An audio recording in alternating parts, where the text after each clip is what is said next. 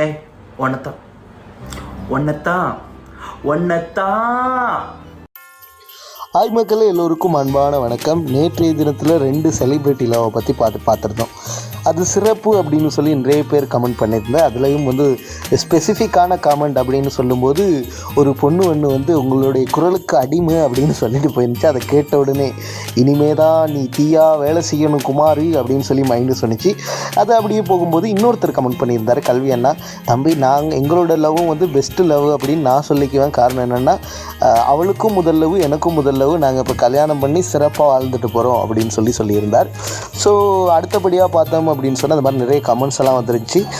சரி, இன்றைக்கி எதை பற்றி பார்க்க போகிறோம் அப்படின்னு சொன்னால் ஒரு ஸ்டோரி. அது ரியலா அப்படிங்கிறது எனக்கே தெரியாது.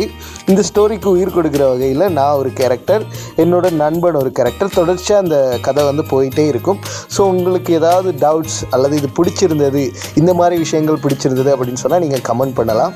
நண்பர்கள் எல்லாமே இறைவன் கொடுத்த வரம் அப்படின்னு சொல்லுவாங்க. என்ன கேட்டால் நான் சொல்லுவேன், இறைவனுக்கே கிடைக்காத வரம் தான் நட்பு அப்படின்னு சொல்லி. இப்போ இருக்கிற உறவு எல்லாமே ஃபேக் தான்.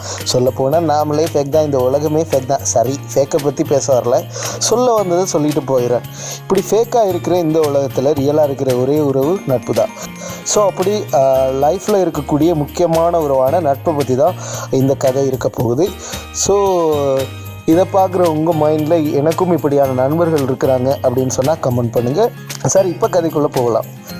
அது ஒரு வசந்த காலம் அப்படியே வச்சுக்கோ. ஏன்னா ஸ்கூல் லைஃப்பில் கிடைச்ச நட்பை பற்றி தான் இப்போ சொல்ல போகிறேன். அப்போ ஸ்கூல் லைஃபே ஒரு வசந்த காலம் தானே.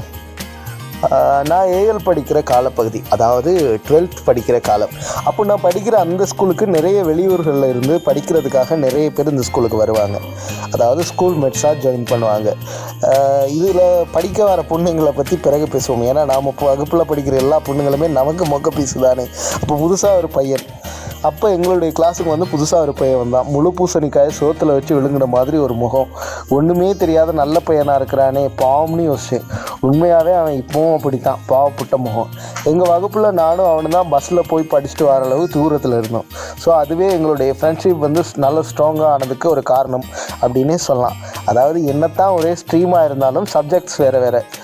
அவனுக்கு கிளாஸ் நடந்தால் நான் வெளியில் அவனுக்காக காத்திருப்பேன், அவன் எனக்காக காத்திருப்பான். இப்படி தான் ஸ்கூல் லைஃப்பில் நடந்த ஒரு சில இன்சிடென்ட்ஸ் நம்ம சொல்ல முடியாது. ஏன்னா அப்படியான இன்சிடென்ட்ஸுகள்லாம் இருக்கும்.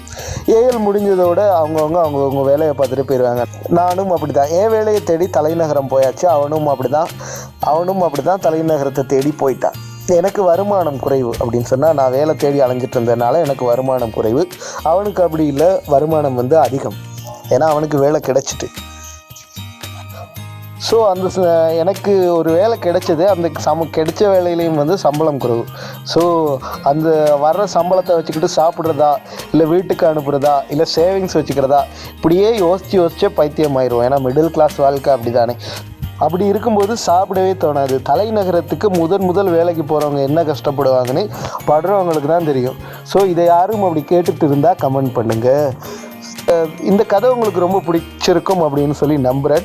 ஸோ இதனுடைய தொடர்ச்சி நாளைக்குள்ள எபிசோடில் வரும். தொடர்ச்சியாக கேட்டுகிட்டே இருங்க. இது ஆர்ஜே விதுஸ் டைரி பாட்காஸ்டினுடைய ஒன்னத்தான் ரொம்ப பிடிச்சிருக்கும் அப்படின்னு சொல்லி நினைக்கிறேன். தொடர்ச்சியாக அடுத்த எபிசோடில் உங்களை சந்திக்கும் முறை உங்களிடமிருந்து விடைபெற செல்லும் நான் என்று உங்கள் அன்பு தோழன் ஆர்ஜே விதுஷ்.